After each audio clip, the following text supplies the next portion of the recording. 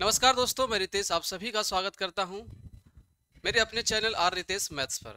जैसा कि मैं बीपीएससी मैथ्स के प्रीवियस ईयर को कंप्लीट कर रहे हैं, दो दो साल के लेकर को, जैसे आज हम लोग यहाँ पे 66 और 66, यानी कि इसमें 2 बार एग्जाम हुई थी। जो एक बार री एग्जाम लिया गया था कैंसिल के वजह से, तो आज हम लोग इन दोनों ईयर का कंप्लीट करने वाले हैं, ठीक है। और जिन भी मेरे साथी जो है पिछली वाली वीडियो नहीं देखे हैं, तो आप उसको भी जाकर के देख लेंगे। उसकी जो लिंक है इसी डिस्क्रिप्शन बॉक्स में है। तो चलिए क्लास को स्टार्ट करते हैं बिल्कुल प्रश्नों के साथ।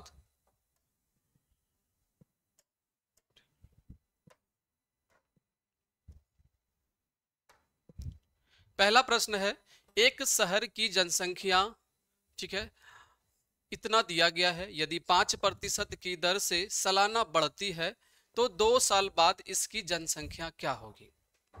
यह जो प्रश्न है मेरे साथी प्रतिशत से पूछा गया। अब प्रतिशत में क्या कहा गया है कि 5% जो है हर साल इंक्रीज हो रहा है, बढ़ रहा है, ठीक है। और जनसंख्या कितना है यहाँ पे आप देख पा रहे होंगे, ठीक है। तो 5% हर साल बढ़ने का मतलब है कि ये जो जनसंख्या दिया गया है ये वर्तमान का दिया गया है।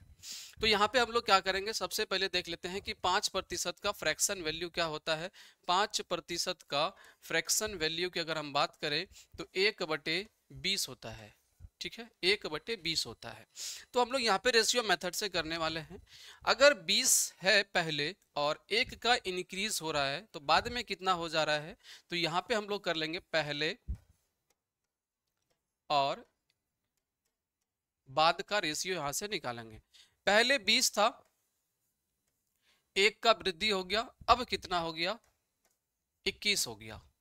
लेकिन ये घटना हुआ है सिर्फ 1 साल के लिए, और यहाँ पे कहा गया है कि दर से सालाना बढ़ती है, तो 2 साल बाद, 2 साल बाद बताना है कितनी जनसंख्या हुई है। तो एक बार और लिख लेंगे 20 से 21, यहां से हम लोग मल्टीप्लाई करेंगे तो 2 साल पहले की रेशियो और 2 साल बाद की रेशियो निकल जाएगा। तो 20 का मल्टीप्लाई 20 के साथ तो यहां से मिलेगा 400, और 21 का मल्टीप्लाई 21 के साथ तो ये हो जाएगा 21 का स्क्वायर 441। अब यहाँ पे क्या दिया गया है, प्रेजेंट में दिया गया है, ठीक है, इकाई, दहाई, सैकड़ा, हजार, 10,000, लाख। 1,76,400 जनसंख्या अभी प्रेजेंट में है। आपसे पूछा जा रहा है कि 2 साल बाद क्या होगी, यानी ये 400 की वैल्यू दिया गया है, ठीक है, 400 की जो है वैल्यू दिया गया है। तो आप कहेंगे सर 400 की वैल्यू दिया गया है, 1,76,400 किसकी वैल्यू है, 400 की वैल्यू, ये प्रेजेंट की है। हमें बताना है 2 साल बाद, 2 साल बाद की रेशियो कितना है, 441। तो मल्टीप्लाई क्या कर लेंगे, 441, ठीक है। 400 क्या हो जाएगा, यहां से 41 हो जाएगा। अब समझिएगा, यहां से देखिए 2 जीरो से 2 जीरो आउट, 4 से डिवाइड करेंगे, 4 चौका 16, बचा 1, फिर से 16, 4 चौका 16, 4 है तो 4 एकम 4, 441 का मल्टीप्लाई 441 के साथ, 441 के साथ, बस आपको इतना करना था और आंसर जो है आपके तैयार हो जाते।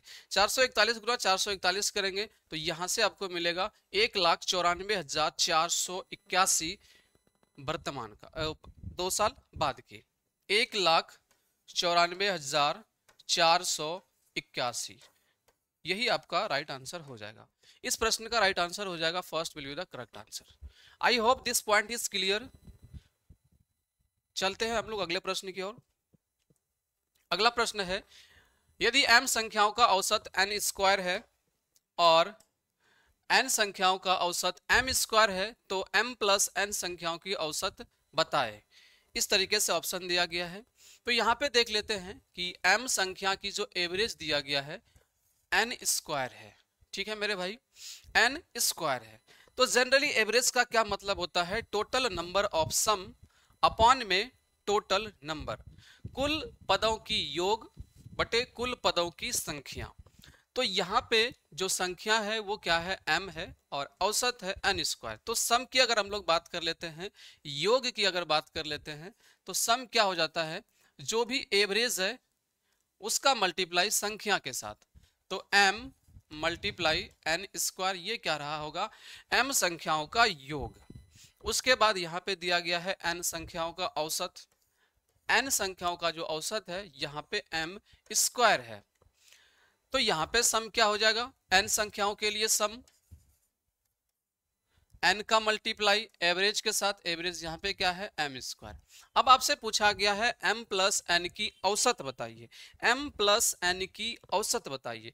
तो m प्लस n की कुल संख्याओं की योग मुझे जानना पड़ेगा। तो इसकी योग प्लस इसकी योग, दोनों को क्या कर लेंगे, ऐड कर लेंगे। तो यहां से हो जाएगा m n square plus n m square. ठीक है, अब यहाँ पे संख्या क्या है, संख्या तो m है और n है, तो संख्या क्या हो जाएगा m plus n, m plus n। ठीक है, ये क्या हो जाएगा, उसकी संख्या हो जाएगी। बस यहाँ से हम लोग देख लेते हैं, m और n जो है यहाँ से कॉमन हो जाएगा, m और n यहाँ से क्या हो जाएगा, कॉमन हो जाएगा। तो यहाँ पे बचेगा, जब m n यहाँ से हम लोगों ने उठा लिया है तो n स्क्वायर है, तो यहाँ पे क्या बचेगा n प्लस, और यहाँ से जब m n कॉमन है तो यहाँ पे बचेगा m अपॉन में क्या हो जाएगा m plus n, m plus n। तो m प्लस n और m प्लस n यहाँ से कैंसिल हो जाएगा और बचेगा क्या, सिर्फ और सिर्फ m n। तो इस प्रश्न का राइट आंसर क्या हो जाएगा, m n। m plus n का संख्याओं का जो औसत हो जाएगा m n हो जाएगी। तो इस प्रश्न का कौन सा आंसर हो जाएगा, C will be the correct answer. Clear है मेरे भाई यहां तक? चलिए अगले प्रश्न की ओर चलते हैं हम लोग। एक स्कूल में एथलेटिक टीमों के लिए एक समूह में 21 बास्केटबॉल टीम में है, 26 हॉकी टीम में और 29 जो है फुटबॉल टीम में है। अगर 14 हॉकी और बास्केटबॉल दोनों खेलते हैं और फुटबॉल जो है 12 जो है फुटबॉल और बास्केटबॉल खेलते हैं, 15 हॉकी और फुटबॉल खेलते हैं, तो 8 तीनों खेल खेलते हैं, तो कितने हैं जो केवल के केवल फुटबॉल खेलते हैं। मेरे साथी मेरे भाई, ऐसे प्रश्नों में सबसे बेस्ट अप्रोच जो होती है कि सबसे बड़ी कॉमन कौन सी है। सबसे बड़ी कॉमन यानी कि अगर यहाँ पे 3 खेल की बात किया गया है तो मुझे पता पहले करना पड़ता है इन तीनों खेल में सबसे कॉमन कौन सी अंक है। तो सबसे पहले हम लोग वेनन डायग्राम से बनाएंगे। तो वेनन डायग्राम यानी डायग्राम पहले मुझे बनाना पड़ेगा। 3 खेल है, 1 2 और 3। ठीक है, अब यहाँ पे देखिए कि कौन सा आंकड़ा को हम पहले उठाएंगे ताकि हम एक अच्छे वे के साथ सॉल्व कर पाए। ठीक है, नहीं तो अगर आप यहाँ पे एक मिस्टेक करेंगे ना तो मैं गारंटी देता हूँ जीवन भर इसके आंसर नहीं निकाल पाएंगे। तो सबसे इससे अच्छा तरीका यही है कि इसका एक तरीका होता है, इस तरीके से आपको चलना है। जैसे यहाँ पे अगर मैं बात करूं कि 8 जो है 3 खेल खेलते हैं, 3 खेल खेलते हैं और खेल भी 3 है। मैं इस 3 खेलों का नाम दे देता हूं यहाँ पे। ठीक है, एथलेटिक्स टीम में जो है 21 बास्केटबॉल है, इस तरीके से मैं यहाँ पे बास्केट दे देता हूं। उसके बाद यहाँ पे क्या है, हॉकी है। ठीक है, उसके बाद यहाँ पे क्या है, फिर एक फुटबॉल है। चलिए अब देखिए यहाँ पे क्या है, सबसे जो पहली बात कॉमन है यहाँ पे इसको उठाना है कि 8 जो है 3 खेल खेलते हैं। 8 3 खेल खेलते हैं यानी तीनों में क्या है, कॉमन है। तो यहाँ पे जो फिगर तीनों में कॉमन हो रही है वो फिगर इतना सा डायग्राम दे रहा है, तो यहाँ पे रख लेंगे हम लोग 8। यहाँ पे क्या रख लेंगे हम लोग, यहाँ पे रख लेंगे 8। ठीक है, 8 को रख लिए। अब हम लोग देखेंगे 2-2 खेल कौन कौन लोग खेलते हैं।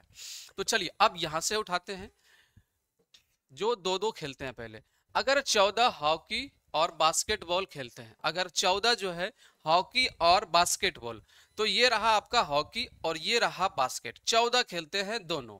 तो 8 तो ऑलरेडी आ चुका है, अब 14 बनने के लिए यहाँ पे कितना चाहिए, 6 चाहिए। कितना चाहिए, 6 चाहिए, क्योंकि 8 + 6 क्या हो जाएगा, 14। 14 अब बास्केट भी खेलेंगे, अब हॉकी भी खेलेंगे। क्लियर हो चुका।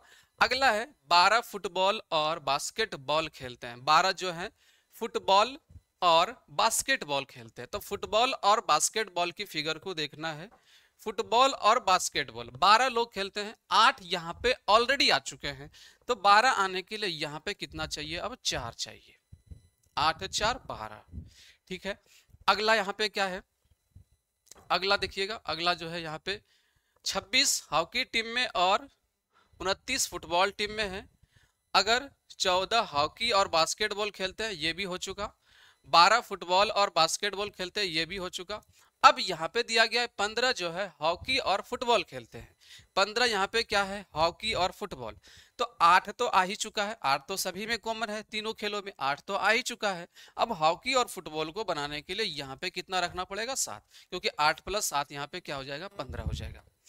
अब देखिए, अब यहाँ पे क्या दिया गया था, अब यहाँ पे कहा गया है कि तो कितने हैं कि केवल के केवल फुटबॉल खेलते हैं, केवल के केवल फुटबॉल खेलते हैं। मुझे अब इस फिगर का आंसर निकालना है। तो चलिए फुटबॉल की देख लेते हैं, क्या कहा गया है कि 29 लोग हैं जो यहाँ पे फुटबॉल टीम में हैं। 29 लोग हैं जो यहाँ पे क्या है, फुटबॉल टीम में हैं। तो 29 में से देख लेते हैं कितने लोग पहुंच चुके हैं जो कुछ ना कुछ खेलों को खेल रहे हैं।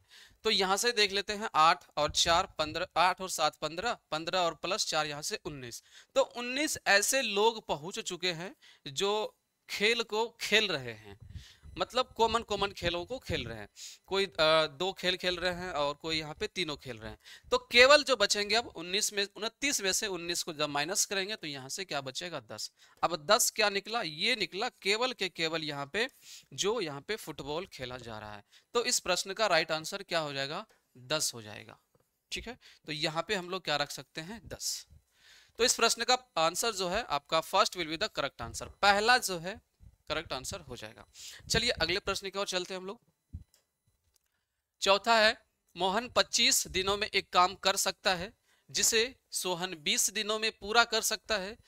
दोनों एक साथ 5 दिनों के लिए श्रम करते हैं, मजदूरी करते हैं, काम करते हैं और उसके बाद मोहन काम छोड़ देते हैं। फिर यहाँ से क्या हुआ, मोहन जो भाई साहब हैं यह जो है काम को यहाँ से छोड़ रहे हैं। शेष काम को पूरा करने में सोहन को कितना समय लगेगा।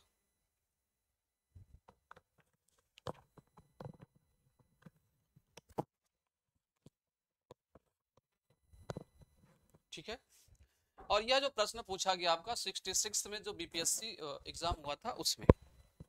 तो चलिए यहाँ पे है, पहले बात तो यहाँ पे मोहन है किसी काम को कंप्लीट कर रहे हैं 25 दिनों में। उसके बाद सोहन भाई साहब हैं, यह जो है इसी काम को 20 दिनों में कंप्लीट कर रहे हैं। ठीक है, तो टोटल वर्क मुझे चाहिए, क्योंकि जब तक आपको कुल काम की पता नहीं चल पाएगा तो फिर कैसे पता चलेगा कि मोहन ने कितना काम करके गया है और सोहन कितना शेष काम बचेगा। तो कुल काम कैसे निकालते हैं, इन दोनों का एलसीएम लेते हैं, जो भी एलसीएम आता है वो कहलाता है टोटल वर्क। अब 20 और 25 की एलसीएम लेना है, कोई ऐसा नंबर जो दोनों से कट जाए, दोनों से डिवाइड हो जाए। तो 20 और 25 की एलसीएम करेंगे तो 100 निकलेगा। ठीक है, अब 100 जो निकल के आया ये है हमारा एक टोटल वर्क। अब देखिएगा यहाँ पे कहा गया कि 25 दिनों में कंप्लीट करते हैं मोहन, टोटल काम 100 है, तो इसका मतलब एक दिन में कितना काम करते होंगे, 4। अब ये 4 जो निकल के आया ना, ये होता है वन डे वर्क, एक दिन का काम। इसी को हम लोग कहते हैं क्षमता, कैपेसिटी। यानी मोहन की जो कैपेसिटी है वो यहाँ पे 4 यूनिट है। उसी तरीके से सोहन की कैपेसिटी यहाँ से कितना हो जाएगा, 20 पंचे 100, 5। अब क्या हुआ है, दोनों एक साथ 5 दिनों के लिए श्रम करते हैं। तो जब दोनों मिलते हैं मोहन प्लस सोहन, ठीक है, तो एक दिन में कितना कर लेता है, 4 + 5 9। एक दिन में दोनों मिलके 9 यूनिट। अब यहाँ पे 5 दिनों तक किया है तो 9 गुने में 5 क्या हो जाएगा, यहाँ से 45। ठीक है, 45 हो जाएगा। अब इतना करने के बाद जो है यहाँ से मोहन काम को छोड़ देते हैं। अब काम 100 है, 100 में से 45 हो चुका है, तो रिमेनिंग वर्क कितना बचा, रिमेनिंग वर्क शेष काम कितना बचा, 100 में से 45 को माइनस करेंगे तो क्या मिलेगा, 55 मिलेगा। ठीक है, 55 शेष काम बचा है। अब यहाँ पे क्या है कि सोहन उस काम को कितने दिनों में करेंगे, तो सोहन की जो कैपेसिटी है वो यहाँ पे कितना है, 5 है, तो 55 टोटल वर्क है। टोटल वर्क में से कैपेसिटी यानी कि एक दिन के काम से डिवाइड करेंगे तो यहाँ से मिल जाएगा 11 डेज। तो इस प्रश्न का राइट आंसर क्या हो जाएगा, 11 डेज। ठीक है, B will be the correct answer. चले हम लोग आगे अगले प्रश्न की ओर चले, यहां तक किसी को कोई डाउट। चलिए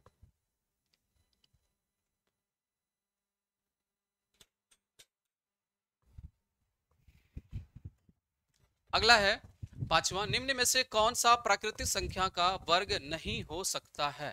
ऐसे प्रश्नों को सबसे पहला चीज है कि आपको यूनिट डिजिट याद रखना है। यूनिट डिजिट, इकाई के अंक ऐसे कौन कौन से प्राकृतिक संख्या के वर्ग में नहीं आता है इकाई अंक में। तो आप एक नंबर याद रखेंगे, ठीक है, 0। मैं यहाँ पे सिंगल डिजिट की बात कर रहा हूँ, 0। अब यहाँ पे जैसे आप कहेंगे सर 10 का स्क्वायर तो 100 होता है, भाई उसमें डबल जीरो भी आ जाते हैं। 20 का स्क्वायर 400 होता है, क्या 250 किसी नंबर का वर्ग होता है? नहीं होता है। 350, यानी सिंगल डिजिट की मैं बात कर रहा हूँ। तो 0, उसके बाद 7 किसी नंबर की अगर आप स्क्वायर करते हैं तो लास्ट में 7 नहीं मिलता है। उसके बाद 8 किसी नंबर को स्क्वायर करते हैं तो 8 नहीं मिलता है। उसी तरीके से एक नंबर है 2, ठीक है। बाकी जितने भी नंबर होते हैं 1 से लेकर के 9 तक अंक जितने भी होते हैं वो रिपीट करते हैं, ठीक है। और ये जो नंबर मैंने दिया है 0782, ये क्या है? रिपीट, यानी इकाई के अंक पे नहीं आता है, चाहे आप कोई सा भी नंबर उठा लो। तो यहाँ पे इसी तरीके से आपको सॉल्व करना है। तो यानी जब किसी नंबर का वर्ग नहीं हो सकता है, ये आपसे पूछा है, तो लास्ट में 9 है तो किसी ना किसी नंबर का वर्ग हो सकता है। उसी तरीके से यहाँ पे क्या है? लास्ट में 2 है। तो इसी अप्रोच से आपको एग्जाम के अंदर भी सॉल्व करना है। जब लास्ट में 2 आया है तो बताइए किसी नंबर का वर्ग हो सकता है? बिल्कुल नहीं। तो B will be the correct answer. चलिए अगले प्रश्न की ओर चलते हैं।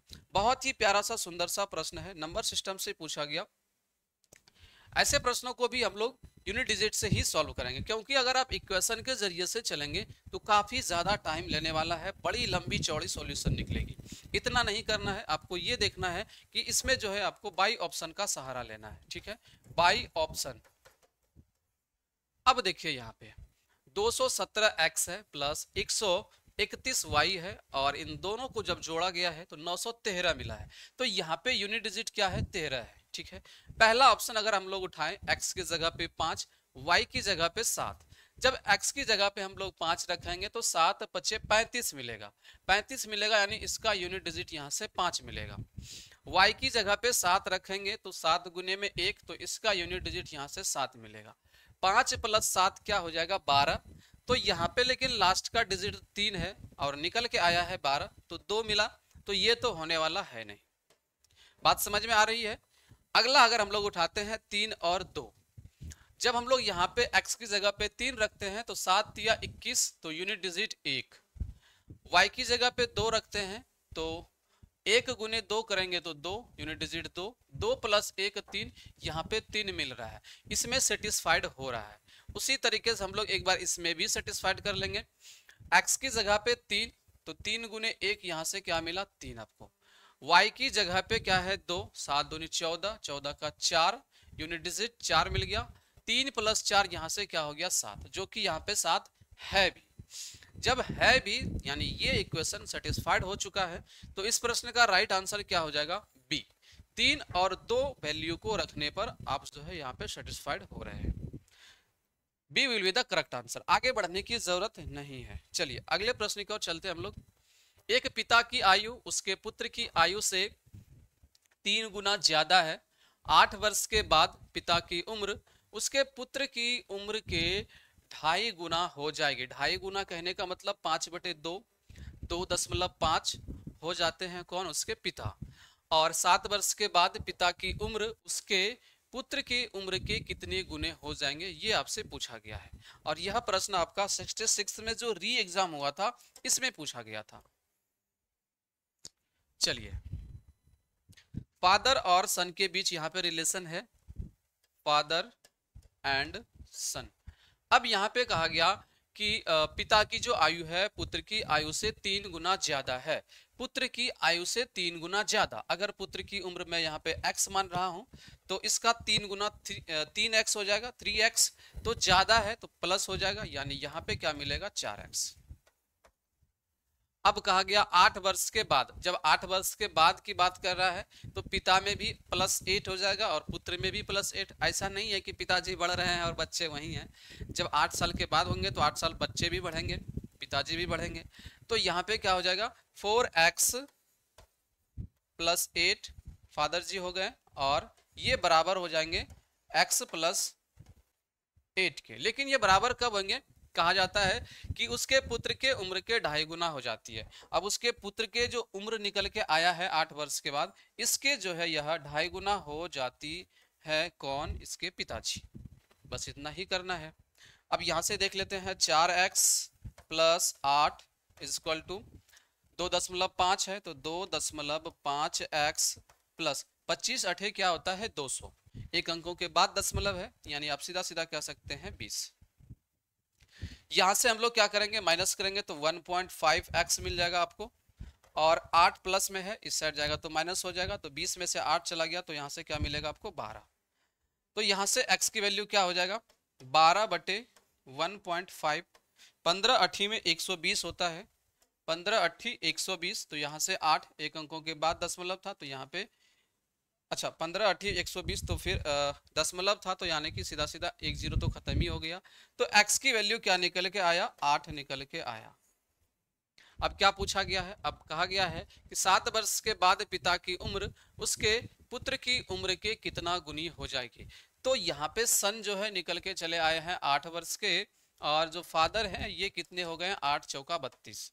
अब यहाँ पे कहा गया कि 7 वर्षों के बाद, ठीक है, 7 वर्षों के बाद पिता की उम्र उसके पुत्र की उम्र के कितना गुनी हो जाएगी। तो 7 वर्ष के बाद यह 15 हो जाएंगे, और 7 वर्ष के बाद ये कितना हो जाएंगे 32 प्लस 7 39, ठीक है, 32 प्लस 7 39 हो जाएंगे। अब यहाँ पे कहा गया है, इस बात को समझिएगा कि पिता की उम्र उसके पुत्र की उम्र के, पिता की उम्र यहाँ पे 39 उसके पुत्र की उम्र के कितनी गुनी हो जाएगी। तो गुनी तो यही मिलेगा ना भाई, ठीक है, 39/15। तो इस प्रश्न का राइट आंसर कौन सा हो जाएगा, first will be the correct answer.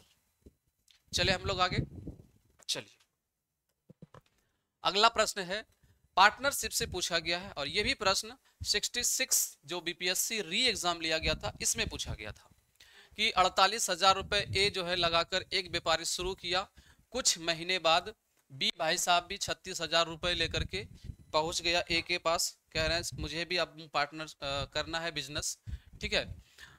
यदि वर्ष के अंत में मुनाफा यानी फायदा जो है 2:1 के अनुपात में बांटा गया, इस तरीके से बांट लिया, तो यहाँ पे पूछा जा रहा है कि कितने महीने बाद बी ने व्यापार में साझेदारी की, कितने महीने के बाद बी जो है इस व्यापार में एंट्री मारा था, ये पूछा जा रहा है, ठीक है। चलिए यहाँ पे क्या दिया गया है ए के बारे में और बी के बारे में। ए भाई साहब जो है यहाँ पे 48,000 रुपए लगा रहे हैं, 48,000, और बी भाई साहब जो है यहाँ पे कितना लगा रहे हैं 36,000। तो रेशियो में हम लोग कन्वर्ट कर लेते हैं इसको, 12 से चला जाएगा, ठीक है, 12 से देखेंगे तो 12 चौका 48, 4 मिलेगा यहाँ से, और 12 तिया 36 यहाँ से 3 मिलेगा। 4:3 के रूप में इन्होंने पैसा को इन्वेस्ट किया। अब जो मुनाफा मिला है ये कितना मिला है इस बात को समझिए, 2:1 के रूप में, 2:1 के रूप में। लेकिन ए ने क्या किया है, टाइम नहीं दिया है, तो इसका मतलब है कि ए ने पूरे साल पैसा को रखा है। तो यहाँ पे हम लोग क्या रखेंगे, ये तो था आपका मनी का रेशियो, ठीक है, और ये है आपका टाइम का रेशियो, ठीक है, और ये है आपका प्रॉफिट का रेशियो। तो इसीलिए जब मैं यूपीएससी का जो प्रीलिम्स वाला पेपर आया था सीसेट का, मैंने उसमें सॉल्यूशन कराया था, बहुत ही बेहतरीन तरीके से हमने उसको बताया है पार्टनरशिप में, आप वहां पे भी जाके देख सकते हैं। तो इसलिए मैंने इसको नाम दिया है एमटीपी रूल से इसको करना है, मनी टाइम प्रॉफिट। तो इसने टाइम कितना दिया 12 महीने, ठीक है, वर्ष के अंत की बात किया जाता है, तो इसने टाइम दिया है 12 महीने। अब इसने टाइम कितना दिया है इस बात को मैं यहाँ पे कह लेता हूँ कि इसने x महीने दिया है, x महीने दिया है। तो अब देखिए 12 चौका यहाँ से क्या हो गया 48, यानी इसको जो फायदा हुआ होगा यहाँ पे कितना 48, यानी 2 यूनिट की वैल्यू जो है यहाँ पे कितना हो जाएगा 48, 2 यूनिट की वैल्यू यहाँ से कितना हो जाएगा 48, 12 चौका 48, यहाँ पे 48 आना चाहिए लेकिन रेशियो में 2 आया है, तो हम कह सकते हैं 2 यूनिट की वैल्यू क्या है यहाँ पे 48, तो 1 यूनिट की वैल्यू यहाँ से क्या हो जाएगा 24, 1 यूनिट की वैल्यू क्या हो जाएगा 24। अब 1 की जगह पे 24 बन रहा है, तो x की जगह पे कौन सी संख्या रही होगी, तो कहेंगे सर x की जगह पे रही होगी, x की जगह पे कौन सी संख्या रही होगी, सर x की जगह पे जो संख्या रही होगी वो यहाँ पे 8 रही होगी, क्योंकि 3 अठे क्या हो जाएगा 24 मुझे मिल जाएगा। यानी बी से अगर पूछा जाता बी ने कितने महीने तक के लिए पैसा रखा है तो आंसर हो जाता 8 महीने। यहाँ पे कहा गया है कि बी कितने महीने के बाद जुड़ा है। जब 8 महीने के लिए पैसा रखा गया है तो इसका मतलब है कि 4 महीने बाद जुड़े हैं, 1 साल बनने में। तो इसका राइट आंसर क्या हो जाएगा, 4 महीने बाद, 4 मंथ बाद यह जुड़े हैं। ठीक है, क्योंकि 8 महीने के लिए इसने पैसा को रखा है। I hope this point is clear. First will be the correct answer, पहला जो है आपका यहाँ पे करेक्ट आंसर हो जाएगा। चलिए अगले प्रश्न को चलते हैं हम लोग। समीकरण दिया गया है, द्विघात समीकरण है, 4 प्लस रूट अंडर 5 एक्स का स्क्वायर माइनस, इस तरीके से दिया गया है। पूछा क्या गया है, इस चीज को देखिए। यहाँ पे दिया गया है मूलों का हरात्मक माध्य बताइए, और यह भी प्रश्न आपका पूछा गया है री एग्जाम में। अब हरात्मक माध्य क्या होता है, ठीक है, हरात्मक मीन,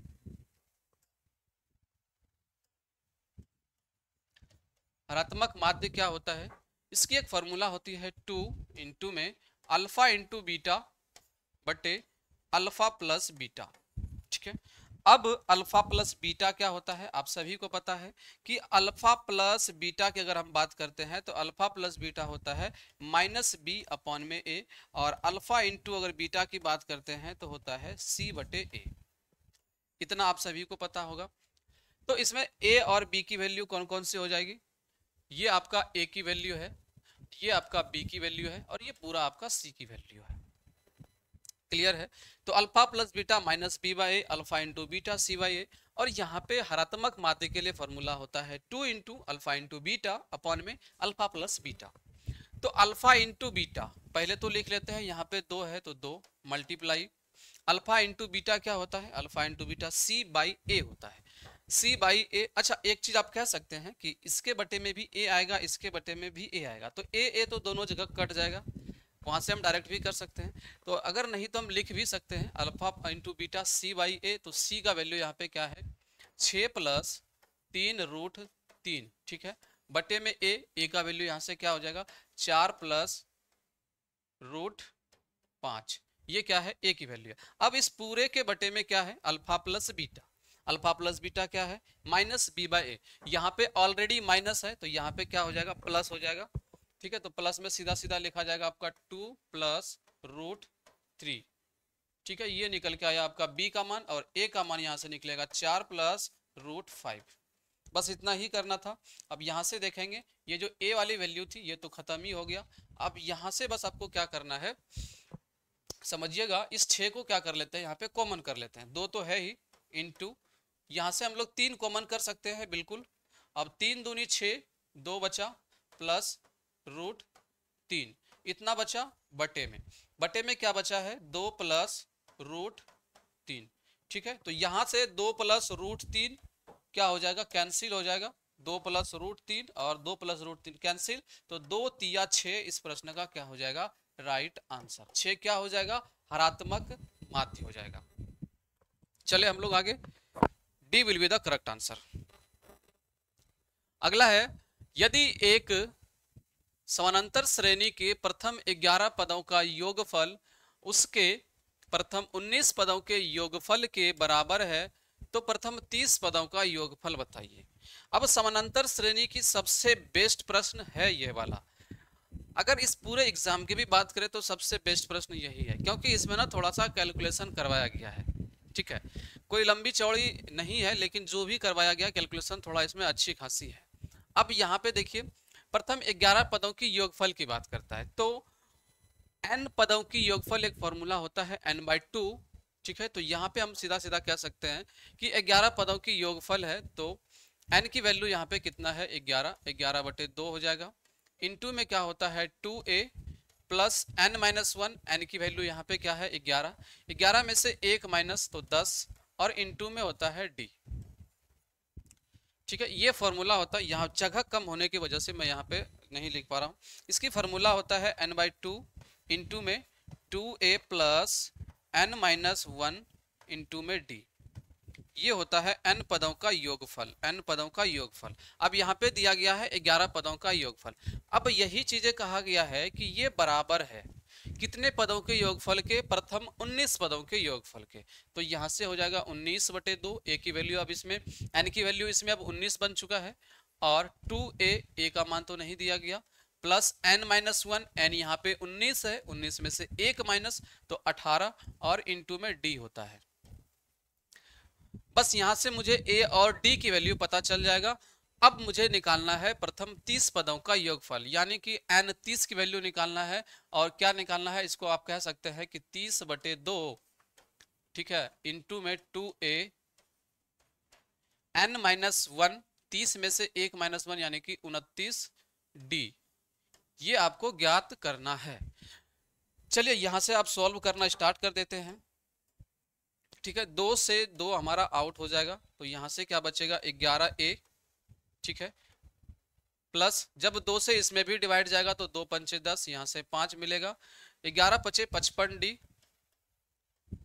इसी तरीके से इसमें भी कर लेते हैं, 2 से 2 आउट हो जाएगा, तो यहां से मिलेगा 19 का a, प्लस 2 से इसमें भी चला जाएगा तो यहां से मिलेगा 9, ठीक है, 19 नमा क्या होता है, 171d।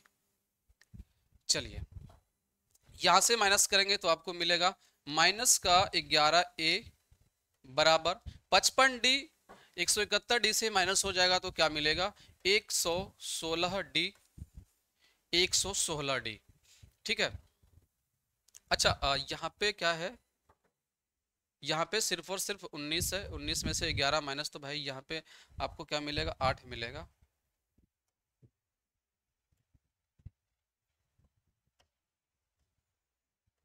ठीक है, 19a में से 11a माइनस हो जाएगा तो क्या हो जाएगा, माइनस का 8 है। तो यहां से अच्छा 2 से और भी जाएगा क्या, ये 4 से चली जाएगी, बिल्कुल, 4 दूनी 8, और 4 से देखें तो यहां से 4 दूनी 8, 4 नाम 36, 29 से आउट।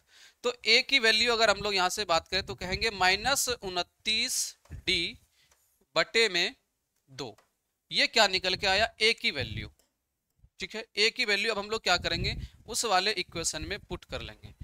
तो यहाँ पे क्या है, प्रथम 30 पदों का योगफल पूछा गया था, 30/2 क्या हो जाएगा, यहाँ से 15, ठीक है, इंटू 2a, 2a, a की वैल्यू निकल के चला आया है, माइनस का 29d, माइनस का 29d, और बटे में 2, और इंटू में यहाँ पे क्या है, 29d, अच्छा प्लस में क्या है यहाँ पे 29d, ठीक है, प्लस है यहाँ पे 29d। तो यहां से देखेंगे 2 और 2 माइनस हो चुका है, अब अंदर क्या बचा है, 15 अंदर बचा है, माइनस का 29d और प्लस का 29d। तो भाई ये तो खत्म हो गया, प्लस और माइनस यहां से क्या हो चुका है, ये आउट हो चुका है, तो अंदर बच गया 0। अब 0 में किसी भी नंबर के साथ मल्टीप्लाई करते हैं तो उसको बना देते हैं भाई साहब ये हीरो। तो यहाँ पे आंसर क्या हो जाएगा, हीरो यानी कि 0, 0 यानी first will be the correct answer. पहला जो है आपका यहाँ पे करेक्ट आंसर हो जाएगा। I hope this point is clear. चलिए अगले पॉइंट के ऊपर चलते हैं हम लोग। 11वां प्रश्न है, यदि n एक पूर्णांक संख्या है तथा उसके अंकों का योग 2 है तथा 10 की पावर 10 छोटा है n से, ग्रेटर देन n और लेस देन 10 की पावर 11, n के लिए विभिन्न मानों की संख्या होगी। विभिन्न मानों की संख्या होगी यानी पूछा गया है कि n जो यहाँ पे है, ये n है, यहाँ पे इसके बीच कितनी ऐसी संख्या बन सकती है, कितने ऐसी संख्या पॉसिबल है। चलिए देख लेते हैं। लेकिन यहाँ पे जो n है, उन दोनों का जो सम है, n की जो सम है यहाँ पे 2 है, इस बात को भी ध्यान रखिएगा। अब देखिए 10 की पावर 10 है, 10 की पावर 10 से चला है 10 की पावर 11 तक, ठीक है। अब इसके बीच इतनी बड़ी संख्या लिखना तो संभव नहीं है बार बार, तो क्या कर लेंगे, और उन दोनों का सम भी यहाँ पे क्या होना चाहिए, 2 होना चाहिए। तो 10 की पावर 10 यानी 1 2 3 4 5 6 7 8 9 10, इतना रहा होगा। ये संख्या है, इसके बाद वाली संख्या और उनका सम जो है, यानी n जो है, अंकों का योग जो है, अंकों का योग वो 2 होना चाहिए। अब इन सबको जोड़ेंगे तो 2 मिलेगा क्या, नहीं मिलेगा, क्योंकि ये तो 10 की पावर 10 है, इसके बीच वाला चाहिए। तो हम लोग क्या करेंगे, इसके बीच में क्या रहा होगा, इसके बीच में क्या रहा होगा, यहाँ पे 1 रहा होगा। यहाँ से स्टार्ट करेंगे, इस तरीके से चलेगा, ठीक है, तभी हम 10 की पावर 11 तक जा सकते हैं। अब इतना बार बार नहीं लिखेंगे, अब क्या करेंगे, यहां से इसी क्रम में देखेंगे ना, तो यहाँ पे क्या मिलेगा आपको, फिर से एक मिलेगा, यहाँ पे एक रख सकते हैं क्योंकि यहाँ पे लास्ट में फिर जीरो करेंगे। ठीक है, फिर यहाँ पे भी हम लोग एक रखेंगे, फिर यहाँ पे भी जीरो करेंगे। ठीक है, फिर यहाँ पे एक रखेंगे, फिर यहाँ पे भी जीरो करेंगे। तो ऐसा कितनी बार करेंगे, ऐसा हम लोग कितनी बार करेंगे, इस बात को समझिए। ऐसा जो हम लोग करेंगे यहाँ पे कितनी बार करेंगे, संख्या 10 है, तो ऐसा हम लोग यहाँ पे संख्या करेंगे कितनी बार, 9 बार। ठीक है, कितनी बार करेंगे, 9 बार। यहाँ तक क्लियर है, ऐसा हम लोग कितनी बार करेंगे, 9 बार करेंगे, रखते हुए चलेंगे। तो इस प्रश्न का राइट आंसर क्या हो जाएगा। अच्छा, और यहाँ पे कहा गया था कि उनके अंकों का योग 2 होना चाहिए, तो एक संख्या और भी तो हो सकता है, यहाँ पे 2 और इस पे कितने जीरो, 10 जीरो। ठीक है, जो कि इसी के बीच आता है, तो 1 2 3 4 5 6 7 8 9 10। तो यहां से भी क्या मिलेगा आपको, अंकों की योग 2 ही मिलेगा। तो 9 संख्या तो आपको यहां से मिलेगा। इस तरीके से जब आप करते हुए चलेंगे, ठीक है, जब सबका सम करते हुए यहाँ पे एक रखेंगे, फिर एक अंकों के बाद, तो 1 1 2 3 4 5 6 7 8 9 10, अच्छा 10 मिलेगा भाई। ठीक है, 1 2 3 4 5 6 7 8 9 10, बिल्कुल 10 मिलेगा, यहां से जो है आपको 10 मिलेगा। ठीक है, इस तरीके से जब आप करते हुए जाएंगे ना, तो 10 मिलेगा। अब एक संख्या और बचा है कि अंकों का योग इन्होंने 2 कहा था, तो भाई यहाँ पे ये भी तो हो सकता है। ठीक है, तो एक संख्या आपको यहां से मिलेगा, एक संख्या आपको यहां से मिलेगा, तो 10 संख्या यहां से, एक संख्या यहां से, तो टोटल हो गया यहां से कितना, 11 ऐसी संख्या है जो 10 की पावर 10 और 10 की पावर 11 के बीच में आएगी। क्लियर है। चलिए, तो इस प्रश्न का राइट आंसर क्या हो जाएगा, B will be the correct answer. ठीक है, अब यहां से आप अप्रोच कर सकते हैं कि इस तरीके से यह जो है यह 10 बार चली होगी। अंकों का योग भी 2 पुराना है, ऐसा नहीं कि अब ये मन में चला होगा कहां तक चलेंगे, भाई अंकों की योग भी तो 2 पुराना है, तो ये तो 10 तक पुर जाएगा। अब ये भी देखिए, इसको भी हम लोग जोड़ेंगे तो क्या मिलेगा, 2 ही मिलेगा। चलिए, तो इस प्रश्न का राइट आंसर हो चुका है। और आगे नहीं लिख सकते हैं, 3 नहीं लिख सकते हैं, 3 इसलिए नहीं लिख सकते हैं कि अंकों का योग 3 ही 3 पुर जाएगा फिर। चलिए, अगला प्रश्न है, एक दूध वाला 30 लीटर पानी 70 लीटर दूध का मिश्रण करता है। इस मिश्रण का 1/4 जो है यहाँ पे आ जाएगा, इस मिश्रण का 1/4 हिस्सा यहाँ आ जाएगा। वहां पे बाई मिस्टेक से पहुंच चुकी है ये।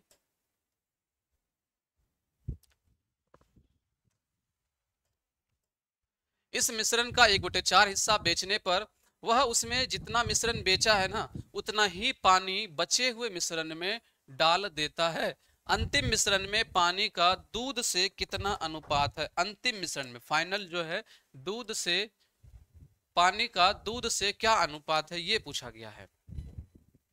तो बहुत ही प्यारा सा सुंदर सा प्रश्न है भाई। अगर अभी तक जो है हमारे इस चैनल को आप लोगों ने लाइक नहीं किया है तो लाइक भी करेंगे, अच्छी लगी तो अपने दोस्तों को बीच भी शेयर करेंगे, ताकि और भी साथी को इस क्लास की फ़ायदा हो सके। और जो भी मेरे साथी नए जुड़े हैं तो इस क्लास चैनल को सब्सक्राइब कर लेंगे। ठीक है, चलिए, एक दूध वाला है, यहाँ पे 30 लीटर पानी है। अगर हम यहाँ पे वाटर की बात करते हैं तो यहाँ पे 30 है, और मिल्क कितना है, 7 है। तो रेशियो में कहेंगे 3 अनुपात क्या है, 7 है। ठीक है, रेशियो में क्या हो जाएगा, 3 अनुपात 7। अब इस मिश्रण का जो है 1/4 हिस्सा बेच देता है, तो टोटल मिश्रण कितना है, टोटल मिश्रण यहाँ पे 100 है, 30 + 70 क्या हो जाएगा, 100। इसका 1/4 भाग क्या हो जाएगा, 25 लीटर। अब 25 लीटर जो है इन्होंने इसने बेच दिया है। 25 लीटर जब बेच दिया तो रिमेनिंग कितना बचा, शेष कितना बचा, 100 लीटर का मिश्रण था, 25 लीटर बेच दिया, तो बचा अब यहाँ पे कितना रिमेनिंग, 75 लीटर। अब कहा गया कि इस मिश्रण में क्या कर दिया, जो शेष था, जितना बेचा था ना उतना ही पानी मिलाया है, दूध नहीं मिलाया है, पानी मिलाया है। ठीक है, उतना ही पानी बचे हुए मिश्रण में डाल देता है। तो हम लोग अलग अलग इसलिए यहाँ पे देख लेंगे क्योंकि पानी और दूध का अनुपात अलग अलग पूछा गया है, तो इसलिए हम लोग यहाँ पे अब अलग अलग करेंगे। अब बचा कितना है, 75, और यहाँ पे मिश्रण तो वही चीजें रहने वाली है, जो शेष भी रेशियो है, जो मिश्रण बची है उसमें वही अनुपात रहेगी जो अनुपात पहले थी। ठीक है, तो 3/7 यहाँ से क्या हो जाएगा, 10, यानी कि 10 यूनिट की वैल्यू है। अब जो टोटल मिश्रण है वो यहाँ पे 75 है। अब मुझे अगर इसमें वाटर निकालना है तो वाटर की वैल्यू कितनी है 3 यूनिट, तो 10 यूनिट की वैल्यू 75, तो 3 यूनिट की वैल्यू यहाँ से देख लेंगे क्या हो जाएगा 75/10 मल्टीप्लाई 3, ठीक है। तो यहाँ से हो जाएगा 2 पंचे 10, 15 पचे 75, तो 15 तिया 45/2, ये क्या निकल के आया है W फॉर वाटर। अब यहाँ से हम लोग देख लेते हैं मिल्क, तो यहाँ पे फिर से कहेंगे कि 10 यूनिट की वैल्यू 75 है। अब मुझे चाहिए यहाँ पे मिल्क, मिल्क की रेशियो 7 है, यानी 7 यूनिट की वैल्यू क्या हो जाएगा 75/10 मल्टीप्लाई 7 के साथ। तो यहाँ से हम लोग कैंसिल कर लेते हैं, 2 पंचे 10 और 15 पिछे 75 होता है, तो 15 सत्ती 105 और बटे में 2 है। अब यहाँ से मिल्क आ चुका है कितना, मिल्क आ चुका है 105/2 लीटर, और वाटर आ चुका है 45/2, 45/2। अब क्या किया गया है, इसमें क्या कर दिया गया है, पानी मिला दिया गया। तो पानी कितना है 45/2, 45/2 अभी है प्रेजेंट में, इसमें मिलाया है कितना 25 लीटर पानी, ठीक है। 25 लीटर जब पानी मिलाया तो कितना हो जाएगा 25 दूनी 50, 50 और 45 95, 95/2, ये निकल के आया वाटर।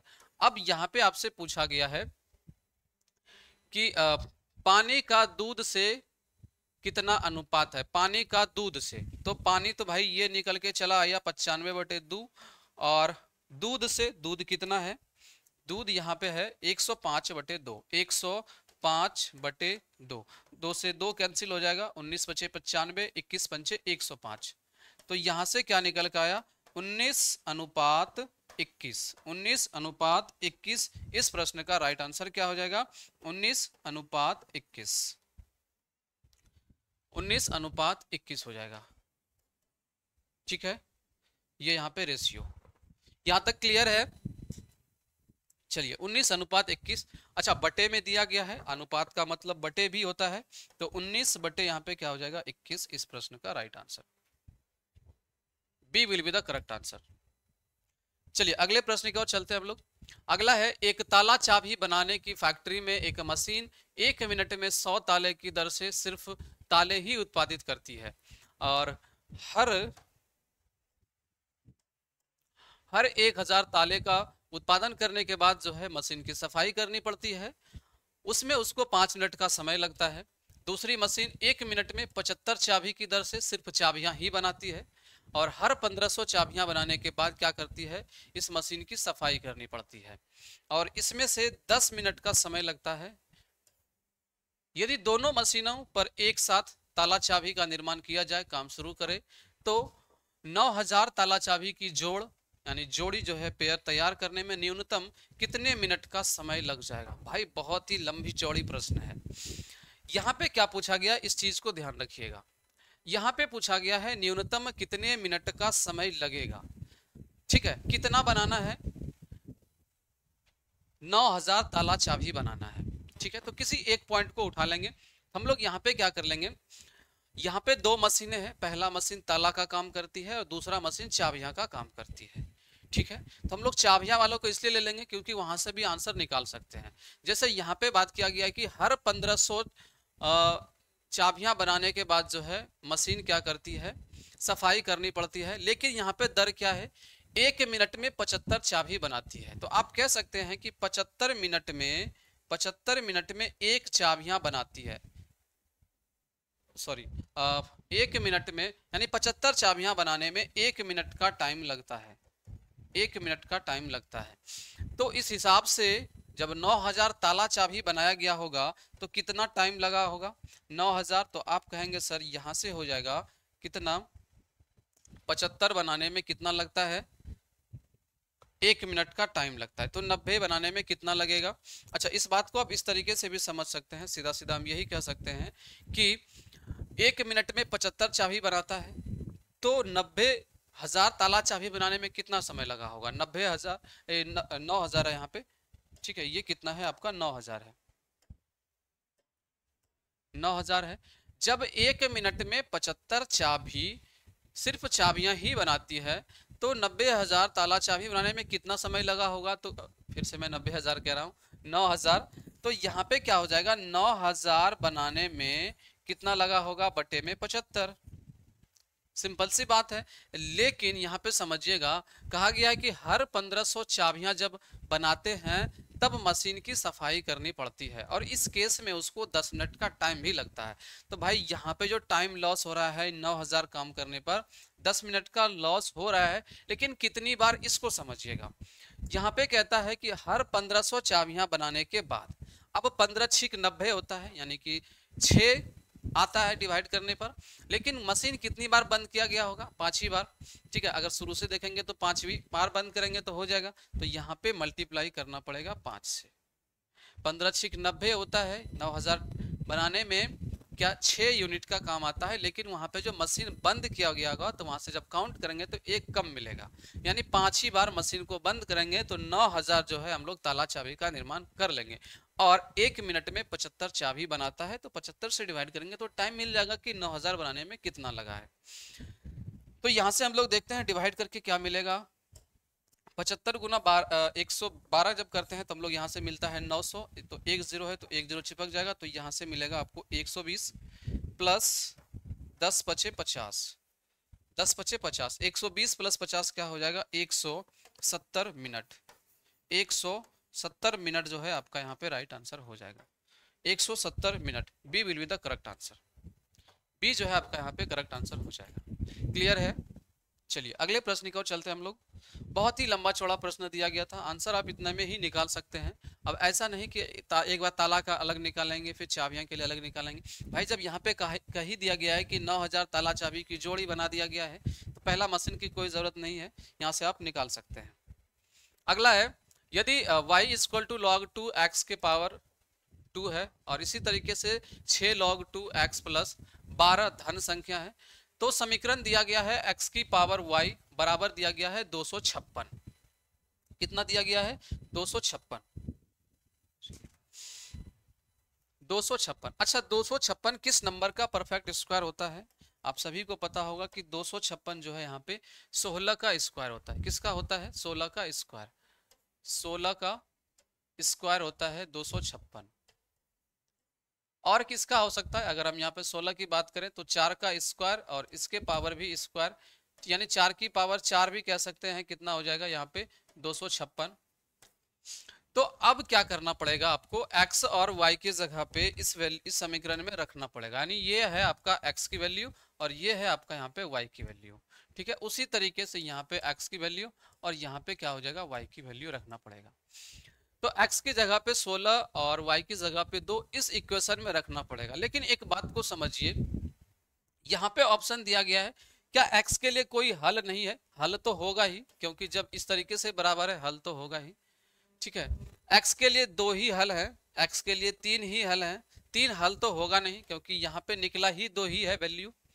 उपर्युक्त में से कोई नहीं या उपर्युक्त में से एक से अधिक। अब ये समझना है। अब जैसे अगर यहाँ पे देखेंगे ना कि x की जगह पे 16 है, और जब 16 log की अगर हम लोग यहाँ पे बात करेंगे बराबर में, तो एक बड़ी संख्या में, क्योंकि ऑलरेडी यहाँ पे 12 आ चुका है, ऑलरेडी यहाँ पे 12 आ चुका है, तो कहीं ना कहीं यहाँ पे एक ही हल होगा जो x की जगह पे 4 मिलेगा आपको और y की जगह पे क्या मिलेगा आपको? 4 मिलेगा। एक ही ऐसा हल होगा। तो इस प्रश्न का राइट आंसर हो जाएगा B. B will be the correct answer. आगे निकालने की जरूरत नहीं है। चलिए अगले प्रश्न की ओर चलते हैं हम लोग। x प्लस 1/x के विस्तार में अचल पद क्या हो सकता है? अचल पद यानी कि कांस्टेंट वाली वैल्यू आपसे पूछा गया है। जैसे अगर आप कहते हैं ना ax square plus bx plus c, ये जो कांस्टेंट होता है लास्ट में वैल्यू, ये आपसे पूछा जा रहा है। तो यहाँ पे क्या दिया गया है? x प्लस 1/x इसके पावर 6। इसको हम लोग कैसे लिख सकते हैं? x प्लस 1/x, इसका हम लोग यहाँ पे क्या कर लेंगे? स्क्वायर, और इस पूरे नंबर का क्या करना पड़ेगा? क्यूब करना पड़ेगा। तो a प्लस बी का होल स्क्वायर निकाल करके फिर क्यूब करके निकालेंगे तो वहां से आप कांस्टेंट निकाल सकते हैं। लेकिन सबसे इसका अच्छा एक बेस्ट तरीका हो सकता है परमुटेशन कॉम्बिनेशन से। यहाँ पे लगाएंगे तो हम कहेंगे पावर 6 है तो 6 हो जाएगा, और बेस इसका 3 है तो 6c3, बस इसको लगाना है। ठीक है। तो यहां से क्या हो जाएगा, इसका फॉर्मूला क्या होता है, फैक्टोरियल n इंटू में factorial n multiply factorial n minus R, ठीक है। आर की जगह पे क्या है, यहाँ पे 3 है, तो फैक्टोरियल 6 हो जाएगा, फैक्टोरियल 6 अपॉन में, ठीक है, फैक्टोरियल 6, अच्छा यहाँ पे आर हो जाएगा, फैक्टोरियल आर, तो फैक्टोरियल आर यानी कि फैक्टोरियल 3, और 6 में से 3 माइनस, तो यहाँ पे भी फैक्टोरियल 3। अब फैक्टोरियल 6 का क्या हो जाएगा, 6 गुना 5 गुना 4, अब 3 2 1 नहीं लिख करके आप कह सकते हैं कि फैक्टोरियल 3 ही सीधा रख देते हैं, और यहाँ पे फैक्टोरियल 3 का मतलब हो जाएगा 3 गुने 2 गुने 1 और इंटू में फैक्टोरियल 3। तो यहां से फैक्टोरियल 3 और फैक्टोरियल 3 जो है आपका कैंसिल हो जाएगा, ठीक है। अब 3 दूनी 6 भी ये खत्म हो चुका है, तो बचा 5 गुना 4, तो 5 चौका यहाँ से क्या मिलेगा, 20 मिलेगा इस प्रश्न का राइट आंसर। इस मेथड से करेंगे तभी जो है आप एक अच्छे वे में अच्छे सॉल्यूशन के साथ आंसर कर पाएंगे, ठीक है। इस वे में कर लेंगे, अगर माइंड कूल रही, शांति रही, अच्छी रही, तो आप जो है इसको भी निकाल सकते हैं, क्योंकि यहाँ पे भी कोई बड़ी बात नहीं कही गई। a प्लस बी का होल स्क्वायर निकालेंगे, पूरे नंबर का फिर से क्यूब करेंगे, तो वहां से आप कांस्टेंट वैल्यू निकाल सकते हैं। लेकिन सबसे बेस्ट अप्रोच यही है कि जब भी इस तरीके की प्रश्न पूछे, अचल पद की बात करें, तो सबसे पहले समझिए कि सबसे बड़ी पावर कौन सी होगी, और जो सबसे छोटी पावर होगी उसे आप यहाँ पे क्या कर लेंगे, बेस बना लेंगे। चलिए अगला प्रश्न चलते हैं हम लोग। परमुटेशन कॉम्बिनेशन की बात कर रहे थे, वही चीजें यहाँ पे पूछी गई है। 2nc3 और रेशियो में दिया गया है nc2 44:3, तो n की वैल्यू बताना है। बहुत ही प्यारा सा प्रश्न है। देखिए फॉर्मूला अभी हम लोगों ने देख लिया है, तो यहाँ पे क्या हो जाएगा, फैक्टोरियल 2n को कैसे लिख सकते हैं, 2n इंटू में 2n माइनस 1, 2 तक है 2n माइनस 2, इतना लिख सकते हैं, अपॉन आर की जगह पे 3 था, ठीक है, आर की जगह पे 3 था, यानी 3 गुने 2 गुने क्या कर लेंगे, 1 कर लेंगे, ठीक है। अब यहाँ पे बटे है, अब यहाँ पे बटे है, तो नीचे वाली जो वैल्यू होगा ये फिर से कहाँ चले जाएगी, ऊपर चले जाएगी, ठीक है। क्योंकि अगर हम फिर से यहाँ पे बटे लिखेंगे तो जगह कम बचेगा।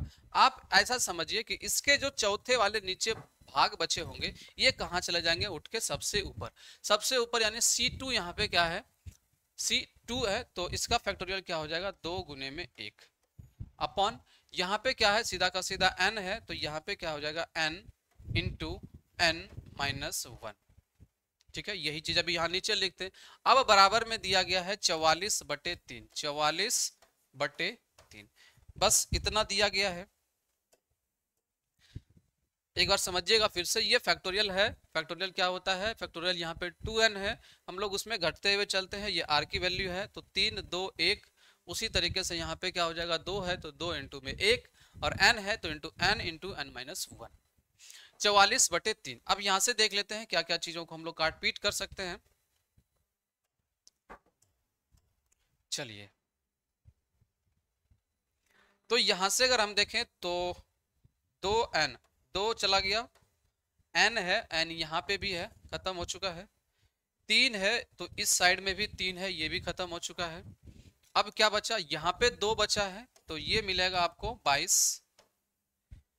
अब देख लेते हैं क्या क्या बचा है, 2n माइनस का 1, और इसमें भी हम लोग क्या कर लेते हैं, 2 को कॉमन कर लेते हैं, 2 को बाहर कर लेते हैं, तो यहाँ पे क्या बचेगा, n माइनस 1 और इंटू में 2, 2 को हमने बाहर कर लिया, और बटे में क्या दिया गया है, n माइनस 1, और बराबर में क्या मिला है, सिर्फ और सिर्फ 22। तो n माइनस 1 n माइनस 1 दिख रहा है, तो n माइनस 1 यहाँ से आउट हो चुका है। 2 से देख लेते हैं, 2 से चला गया ये 22, 11 बार में। अब यहाँ पे क्या बचा, यहाँ पे जो बचा है 2n इक्वल टू ये, अच्छा 2n minus 1 equal to 11, minus में है, इस साइड जाएगा प्लस हो जाएगा, तो 2n की वैल्यू 12 हो चुका है, तो n की वैल्यू क्या हो जाएगा, 2 छिक्का 12, 6 will be the correct answer, 6 हो जाएगा इस प्रश्न का राइट आंसर। 6 कौन सा ऑप्शन में है, B will be the correct answer, B जो है आपका यहाँ पे करेक्ट आंसर हो जाएगा। चलिए अगले प्रश्न की ओर चलते हैं हम लोग। अगला है 598 प्लस 479 का होल स्क्वायर माइनस 598 माइनस 479 के होल स्क्वायर बटे में 598 इंटू 479। अब देखिए यहाँ पे अलजेब्रा की प्रॉपर्टीज है। अगर आप अलजेब्रा की क्लास बेसिक क्लास लिए होंगे तो वहां पे आपने देखे होंगे कि a प्लस बी का होल स्क्वायर क्या होता है, तो a square plus B square plus 2ab। उसी तरीके से a माइनस बी का भी होल स्क्वायर समझ लेते हैं। a माइनस बी का होल स्क्वायर क्या होता है, a का स्क्वायर प्लस b का स्क्वायर माइनस का 2ab। यहाँ पे बात किया गया है जोड़ने को लेकर के, जैसे यहाँ पे a की जगह 598, b की जगह 479, इसका स्क्वायर माइनस इसका स्क्वायर। अच्छा, यहाँ पे घटाने की बात किया गया है। जब हम लोग इस फॉर्मूले को घटाएंगे ना, इस फॉर्मूले को जब घटाएंगे तो साइन चेंज हो जाएगा, ये माइनस की जगह प्लस, ये प्लस की जगह माइनस, और यहाँ पे भी माइनस हो जाएगा। तो यहां से जब हम लोग घटाएंगे तो जब घटाएंगे तो देखिएगा यहां से ये क्या हो जाएगा, प्लस माइनस खत्म, ये प्लस का प्लस, यहां से क्या मिला 4ab, 4ab मिला, 4ab मिला यानी कि 4, इसका क्या मिलेगा 4ab, a की जगह मिलेगा 598 इंटू में b की जगह क्या मिलेगा 479। इतना करने पर अब बटे में यहाँ पे क्या है 598 इंटू में 479, सेम नंबर है तो चीजें लिखने की जरूरत भी नहीं पड़ती, तो यहाँ से और यहाँ से खत्म हो जाता। इस प्रश्न का सीधा सीधा आंसर क्या निकल गया था 4 will be the correct answer. 4 जो है आपका यहाँ पे राइट आंसर हो जाता, पहला आपका करेक्ट आंसर हो जाएगा। तो इस फॉर्मूले के बेस के ऊपर पूछा गया था। चलिए अगले प्रश्न की ओर चलते हैं हम लोग। खत्म। तो 66 आपका दोनों एग्जाम हुआ था, जैसे री एग्जाम जो कैंसिल हुई थी, इसका भी हम लोगों ने कंप्लीट कर लिया। तो अब हम अगली क्लास में यानी 2-2 ईयर का क्लास करके इस तरीके से वीडियो को कंप्लीट कर लेंगे। ठीक है मेरे भाई, मेरे साथी, वीडियो अच्छी लगी तो अपने दोस्तों के बीच जरूर शेयर करेंगे और लाइक कमेंट शेयर करें, ताकि जो भी आपका फीडबैक रहे किस तरीके से आपको अच्छा लगा ये भी आप लोग जरूर मेंशन करें। अगर कोई डाउट भी बनता है तो आप लोग डाउट भी लिखेंगे, नंबर डालेंगे, मैं वहां पे आपको मेंशन कर दूंगा। ठीक है, आज के लिए इतना ही, तब तक के लिए धन्यवाद। स्वस्थ रहिए, मस्त रहिए और पढ़ने में व्यस्त रहिए। जय हिंद।